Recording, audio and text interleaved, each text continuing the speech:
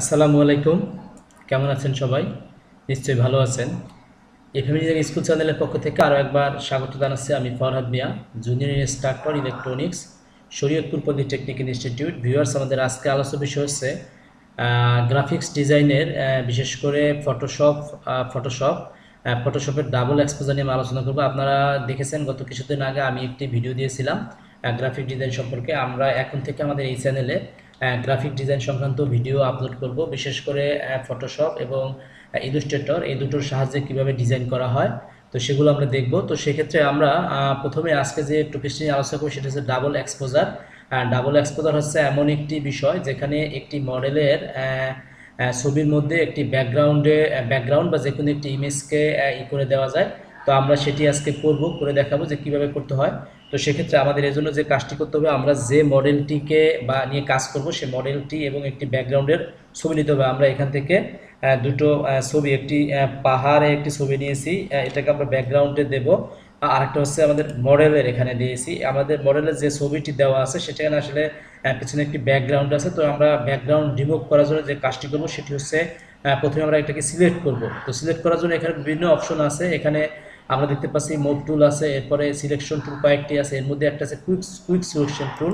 আমরা দেখতে পাচ্ছি যে কুইক সিলেকশন টুল, আমরা এই কুইক সিলেকশন টুলটি আমরা এখানে সিলেক্ট করব। কুইক সিলেক্ট করে আমরা এখানে আস্তে আস্তে আমরা মডেলটিকে সিলেক্ট করব, বিশেষ করে মডেলের যে ব্যাকগ্রাউন্ড আছে ব্যাকগ্রাউন্ড যাতে না আসে। এজন্য আমরা কি করব, আমরা এখানে কুইক সিলেকশন দিয়ে আস্তে আস্তে সিলেক্ট করতে থাকবো। এভাবে যদি আমরা জাস্ট টান দিয়ে চলে আসি, দেখতে পাচ্ছি সিলেকশন আমরা হয়ে গেছে, কিন্তু এখানে দেখতে পাচ্ছি যে এই অংশে একটু সিলেকশন কম আছে। তো সেক্ষেত্রে আমরা এখানে আবার কি করব, একটু যদি সিলেকশনটা করে নেই, আমরা এখানে একটু সিলেকশন করে নিলাম। তো সিলেকশন করে নেওয়ার পরে আমরা এখন কি করব, এটাকে যদি একটা কপি করে নিই, অথবা আমরা এর আগেও লেয়ার কপি করে নিতে পারতাম। যেহেতু আমরা এখানে কপি করে নিয়েছি, আমাদের এই ব্যাকগ্রাউন্ডের যে এটি আছে আমরা সেটি করে দিলাম। চাইলে এটাকে আমরা ডিলিট করে দিতে পারি, আমরা এখানে ডিলিট করে দিলাম। বা এখানে এইভাবে ধরে আমাদের জিরোর চাপ দিয়ে আমাদের এটা হয়ে গেল। আমাদের এখন যে ব্যাকগ্রাউন্ডটি আছে, আমরা এখানে কিন্তু কোনো ব্যাকগ্রাউন্ড নেই, আমাদের একটি একেবারে ব্যাকগ্রাউন্ড ছাড়া আমাদের এই ইমেজটি আমরা দেখতে পাচ্ছি।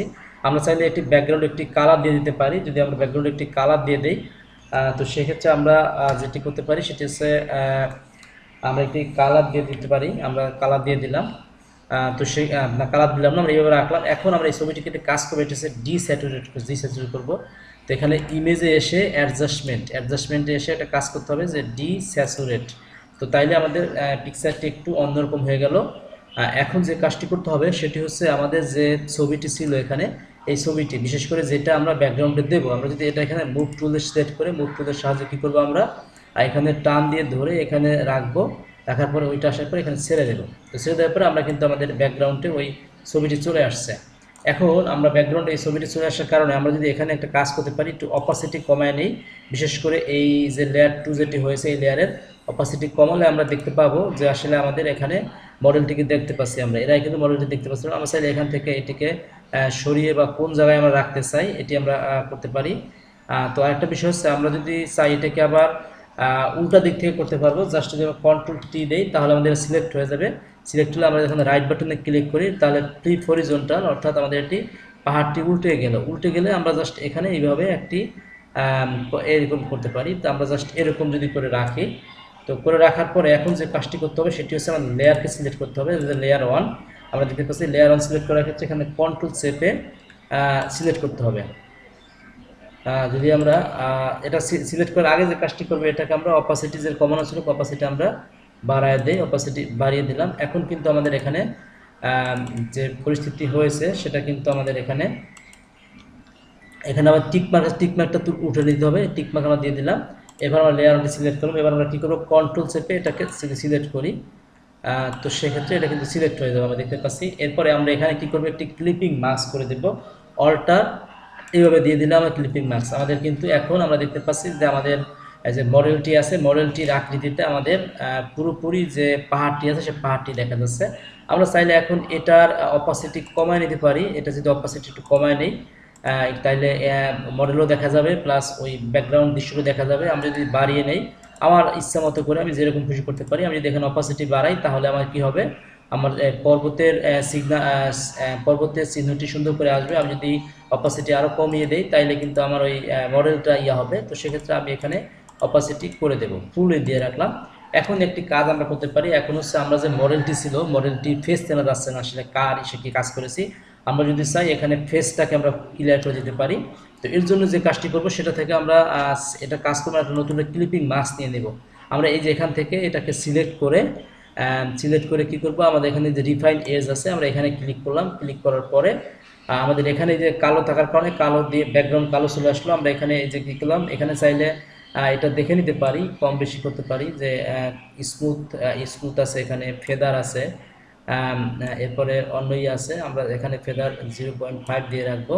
আর এরপর কন্ট্রাস্ট কমিয়ে কমিয়ে বাড়িয়ে দেখা যেতে পারে যে কেমন হলে ভালো হয়। তো যাই হোক, একটা দেওয়া আছে। এরপর আমরা এখানে কি করলাম, একটা new layer with layer mask আমরা এখানে ক্লিক করলাম। ক্লিক করলে একটা লেয়ার তৈরি হয়ে গেল। এবার আমরা যদি মাস্কে ক্লিক করি, মাস্কে ক্লিক করলে তো এখন আমরা এখানে ব্রাশ টুল সিলেক্ট করব। ব্রাশ টুল সিলেক্ট করার পরে আমরা যদি এখন এখানে ব্রাশ করি তাহলে কি হবে, আমাদের এই মডেলের যে থেকে যে ব্যাকগ্রাউন্ডটি যেটি ছিল ওই ছবিটি ওইটি কিন্তু হয়ে যাবে, ডিলিট হয়ে যাবে। জাস্ট আমরা মডেলটিকে দেখতে চাই, এই কারণে কি করলাম আমরা ব্রাশ, আমরা ওখানে মাস্ক সিলেক্ট করে আমরা কিন্তু এখানে মডেলটিকে আমরা করে দিলাম। আমরা এখন এভাবে যত দূর পর্যন্ত ব্রাশ করবো তত দূর পর্যন্ত কিন্তু দেখা যাবে। তো সেক্ষেত্রে আমরা এখন যদি মনে করি এগুলো সবই ব্রাশ করে দেবো তাইলে কিন্তু আমাদের যে বিষয়টি ছিল সেটা চলে যাবে। আমরা যদি না ব্রাশ করব না, তো সেক্ষেত্রে সেটা কিন্তু দেখা যাবে। এই হচ্ছে বিষয়। আমরা কিন্তু এখানে ব্রাশ করে দিলাম। আমরা একটু চুল পর্যন্ত দেখায় দিই, যেহেতু চুল আছে এখানে একটু। এই তো আমরা এখানে পাহাড়টি রেখে আমরা কিন্তু এই পর্যন্ত দেখিয়ে দিলাম। এই হচ্ছে বিষয়। আমাদের কিন্তু এবার কিন্তু আমাদের কাজ শেষ। এখন আমরা এটিকে যে কোনো কাজ করতে পারবো। আমরা যদি এটিকে সেভ করতে চাই বা অন্য কোথাও ইউজ করতে গেলে অবশ্যই সেভ করতে হবে। সেক্ষেত্রে আমরা এখানে সেভ করলে একটা বিষয় হচ্ছে পিএইচডি ফরম্যাট আছে যেটা, সেটা করা যায় ফটোশপ, অথবা আমি যদি জেপিজি ফরম্যাটে করতে চাই তো সেক্ষেত্রে আমি জেপিজি বা পিএনজি যে কোনো একটা ফরম্যাটে আমি যদি এটাকে সেভ করে নিই, এই যে আমি পিএনজি ফরম্যাটে সেভ করে নিলাম, তো সেক্ষেত্রে এটা কিন্তু সেভ হয়ে গেল। এই হচ্ছে বিষয়। তো সেক্ষেত্রে